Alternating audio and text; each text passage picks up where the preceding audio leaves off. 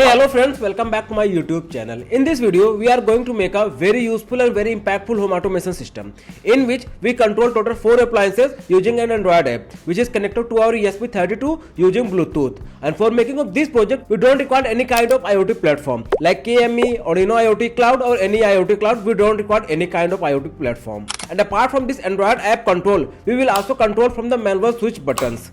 And also we can monitor the feedback of these appliances in our Android smartphone app, either our appliances is on or off. And along with all these features, I have also added EEPROM memory functionality in which all the previous state of the relay will stored in the ESP32. That means if there is any power cut or ESP32 got reset, the previous state of our relay will automatically restore. So if our relay is on, then after power cut it will automatically turn on, and if it is turned off, then after power cut it will automatically turn off. So this is the EEPROM functionality.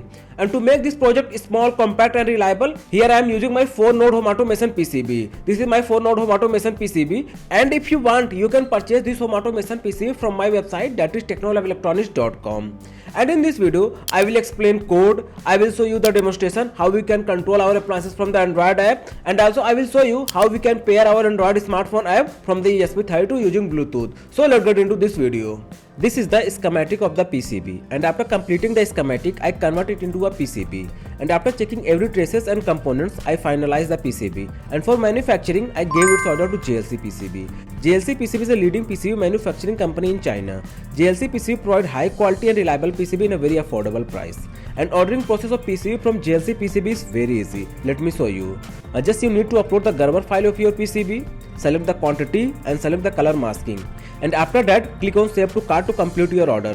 And here, if you select the fastest shipping method, you will get your PCB delivered to your desired location within a week. After 5 days, I got my PCB in a very good packaging. As usual, the quality of PCB is very premium and PCB looks pretty professional. And this green color PCB looks very beautiful. And apart from this, JLC PCB also provide PCB assembly services, 3D printing services, and also they started multicolor silk screen PCB manufacturing services. So if you have any PCB project, do try out JLC PCB for your next project. All the important links are available in the description. So this is code for our today's home automation project. This code is pretty small. Let me explain this code for you. First of all, here I included some necessary libraries. The first one is Bluetooth serial.h, which is used to enable the Bluetooth capabilities of ESP32. Then this AceButton.h, which is used for manual switch button, and this EEPROM.h for using the EEPROM memory of ESP32. Here we created a Bluetooth serial object called serial BT. Here I have defined pins for relay, pins for the input switch buttons, and here I define the EEPROM size. And after that, here I define a toggle state variable, which is a array type variable which store the state of the relay, 1 for high and 0 for low. Here I am using active low logic. And here we define another variable, a character type variable, that is BT underscore data, which store the incoming data from the Bluetooth.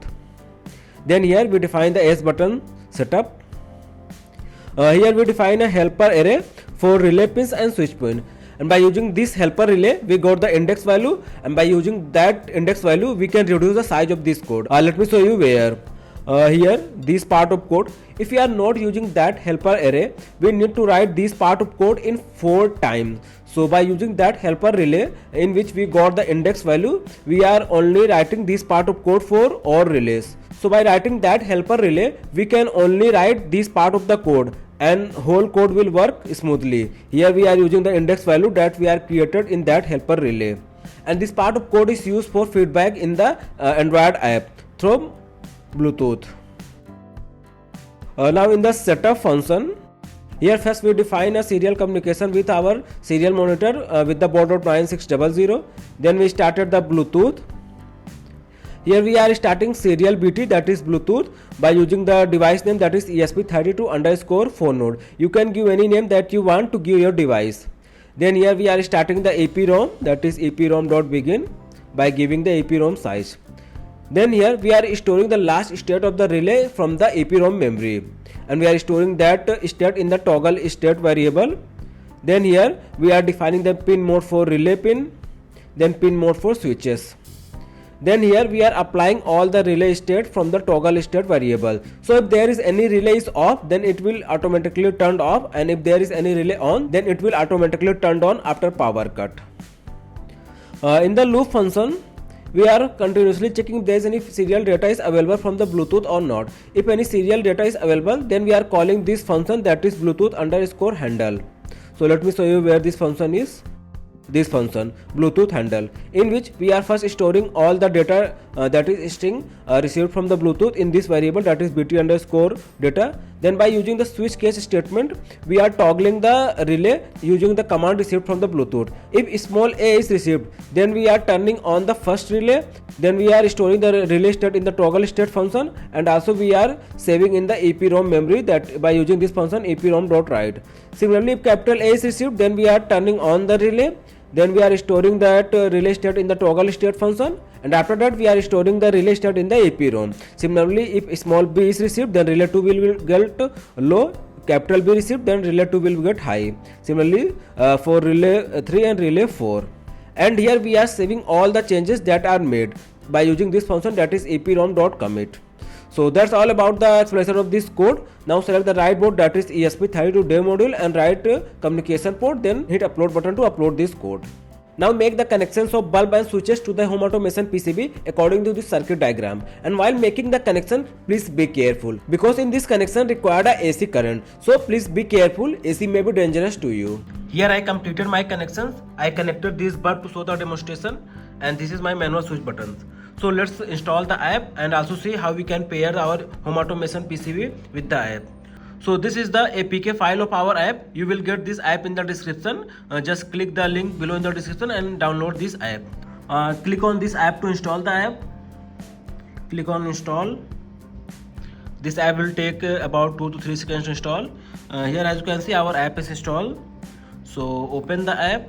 Here is our app called Teha. So open this app. Allow. Now open Bluetooth setting of your phone and click on pair new device. Here you will get a device name called ESP32_4 node. This is our home automation PCB. So pair with this. Click on this and pair. Click on pair. Now our smartphone is successfully paired with our home automation PCB. Now open the app again. Click here connect. Click on this ESP32_4 node. As you can see, Bluetooth is connected. That means our Android app is connected with the ESP32, that is from our home automation PCB. Now we can easily control our appliances from this Android smartphone app. Let me show you. I am easily able to control our lights from this Android app. And also we can control our these lights from this manual switch buttons. Now we can easily control our appliances from this Android smartphone app. Let me show you. And also from this manual switch buttons. Let me show you.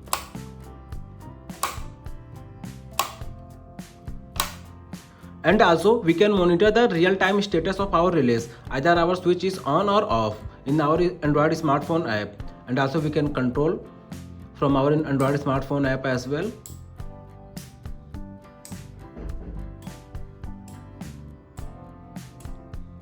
From this manual switch buttons.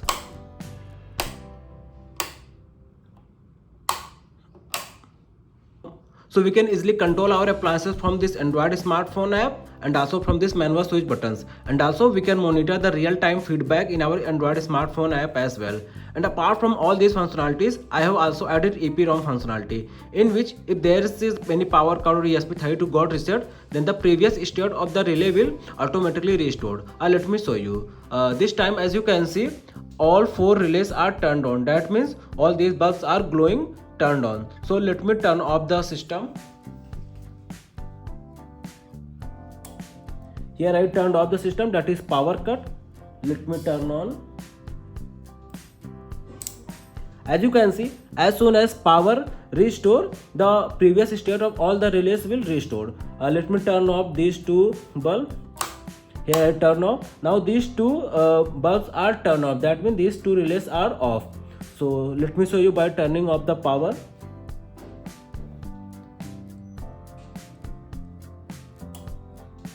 Here I cut the power. As you can see, as soon as power restored, both relays are automatically turned off, and these two relays that are previously turned on are automatically got their previous state. So EEPROM functionality is also working super fine. So that's all in this video. I hope you like this video and you learn something new. And yes, if you want to purchase this home automation PCB, you will get the purchase link in the description, and also you can scan this QR code and you will get the purchase link. And if you have any question or queries regarding any project or this project, you can contact me via WhatsApp or you can email me. You will get this detail in your screen. So that's all in this video. We will meet in the next one. Till then, bye bye. Have a nice day.